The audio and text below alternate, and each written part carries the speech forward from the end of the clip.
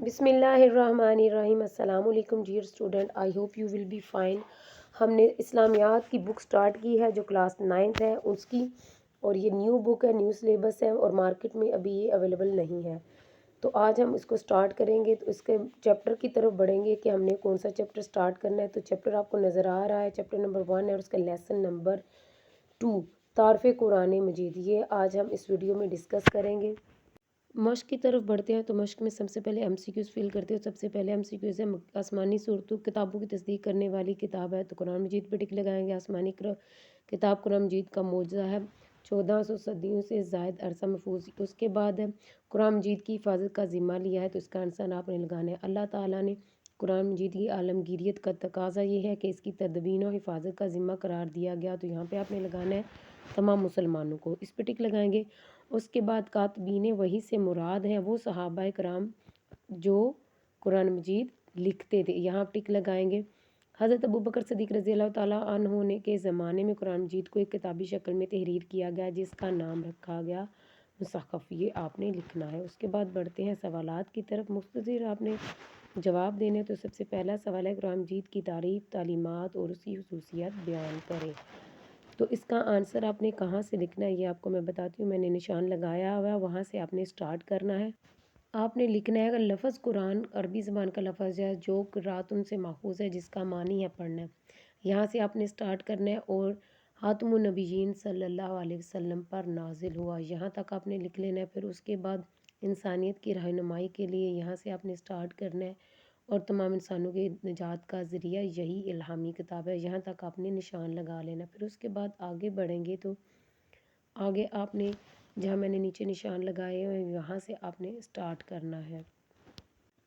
قرآن مجید کی ایک خصوصیت یہ بھی ہے کہ اس کی تعلیمات سابقہ آسمانی کتب و صحائف کی طرح کسی خاص علاقے یا قوم کے لیے محدود نہیں ہے، بلکہ ان میں عالمگیریت کا پہلو بھی نمایاں ہے، یہاں تک نشان لگائیں گے۔ پھر اس کے بعد نیچے یہ کتاب ہدایت مکمل ضابطہ حیات کا نمونہ پیش کرتی ہے، اور اس کی تعلیمات کی جامعیت اور آفاقیت نے تاریخ عالم پر گہرے اثرات مرتب کیے ہیں، یہاں تک کوشچن نمبر 1 آپ نے نشان لگا لینا۔ پھر اس کے بعد بڑھتے ہیں کوشچن نمبر 2 کی جانب۔ تو کوشچن نمبر 2 ہے قرآن مجید کی حفاظت کا ذمہ کس پر ہے اور اس کی حفاظت کے لیے کیا اقدامات کیے گئے ہیں، تو اس کا آنسر آپ نے یہاں سے لگانا ہے جہاں سے میں نے ہائی لائٹ کیا ہوا ہے، آپ نے یہ ہیڈنگ دینی ہے۔ پھر اس کے بعد نیچے آئیں گے اور نیچے جہاں سے میں نے آپ سٹارٹ کیا ہوا ہے وہاں سے آپ نے بھی سٹارٹ کرنا ہے۔ آپ نے لکھنا ہے آیات قرآنیہ کی کتابت کے لیے اس دور کے مطابق پتھر کی سیلیں، اونٹ کی شانے کی ہڈی، خشک چمڑے اور کھجور کے پتے وغیرہ استعمال کیے جاتے تھے۔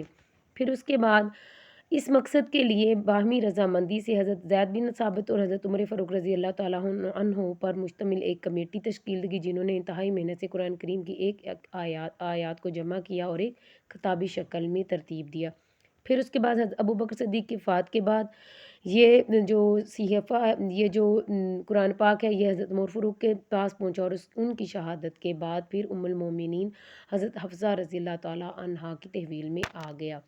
پھر اس کے بعد قرآن مجید کی حفاظت کا ذمہ اللہ تعالیٰ کا وعدہ نبی کریم صلی اللہ علیہ وسلم اور صحابہ کرام رضی اللہ تعالیٰ عنہ کے دور میں یہ حیر و خوبی مکمل ہوا اور ہم تک کلام اللہ بغیر کسی کمی پیشی کے پہنچا۔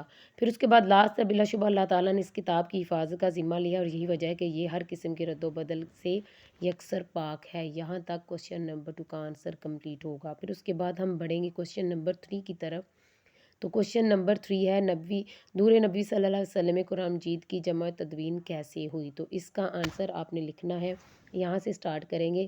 عہد رسالت مآب صلی اللہ علیہ وسلم میں حفاظت قرآن کے 2 طریقے تھے، بذریعہ حفظ اور بذریعہ کتابت۔ حضور صلی اللہ علیہ وسلم نے ایک جانب قرآنی آیات کے نزول کے وقت انہیں لکھواتے اور دوسری طرف صحابہ کرام رضی اللہ تعالیٰ عنہ کو قرآن مجید یاد کرنے کی ترغیب بھی دلایا کرتے تھے، یہاں تک کوشچن نمبر 3 کا آنسر آپ نے لگا لینا۔ پھر اس کے بعد ہم بڑھیں گے کوشچن نمبر 4 کی جانب۔ تو کوشچن نمبر 4 ہے نبی کریم صلی اللہ علیہ وسلم کی حیات طیبہ میں قرآن مجید کیسے محفوظ کیا گیا، کوشچن نمبر 4 ہے، تو اس کا آنسر آپ نے یہاں سے لکھنا ہے۔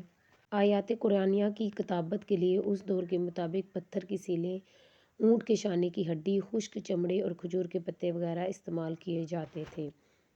کوشچن نمبر 5 ہے کیا حضرت ابوبکر صدیق رضی اللہ تعالیٰ عنہ اور حضرت عمر فاروق رضی اللہ تعالیٰ عنہ کے دور میں قرآن مجید کی تدوین کا کام ہوا؟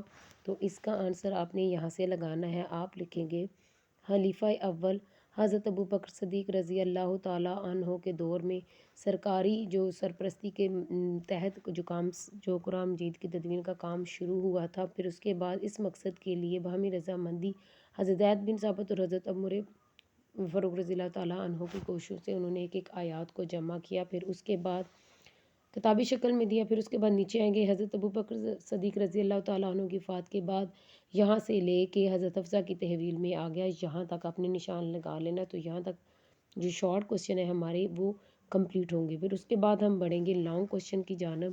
لانگ کوشچن نمبر 1 ہے قرآن مجید کی اہمیت بیان کریں اور قرآن مجید کی حفاظت اور تدوین کے بارے میں صحابہ کرام کا کردار تفصیل سے بیان کرنا ہے. تو آپ نے یہاں سے سٹارٹ کرنا ہے.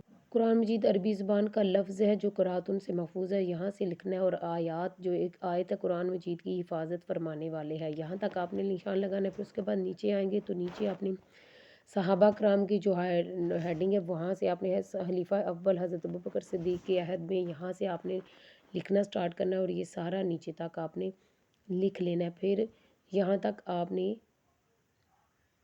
اور لہجوں کا اختلاف ختم ہوا یہاں تک آپ نے نشان لگا. کوشچن نمبر 2 ہے قرآن مجید کی تعلیمات اور ان کے عملی اطلاقات پر روشنی ڈالے. تو اس کا آنسر آپ نے یہاں سے سٹارٹ کرنا ہے. انسانی رہنمائی کے لیے الہامی کتب کے نزول کا سلسلہ قرآن مجید پر مکمل ہو چکا ہے. پھر اس کے بعد آپ نے نیچے آنا ہے. یہ قرآن مجید کی ایک خصوصیت یہ بھی ہے. یہاں سے آپ نے سارا نیچے تک تاریخ عالم پر گہرے اثرات مرتب کیے ہیں. یہاں تک لانگ کوشچن نمبر 2 کا آنسر آپ نے لگا لینا. پھر اس کے بعد لانگ کوشچن نمبر 3 قرآن مجید کی حفاظت اور تدوین کے لیے حضرت ابوبکر صدیق اور حضرت عمر فاروق کے اقدامات پر روشنی ڈالنی ہے. تو یہ آپ نے یہ آنسر سٹارٹ کرنا ہے.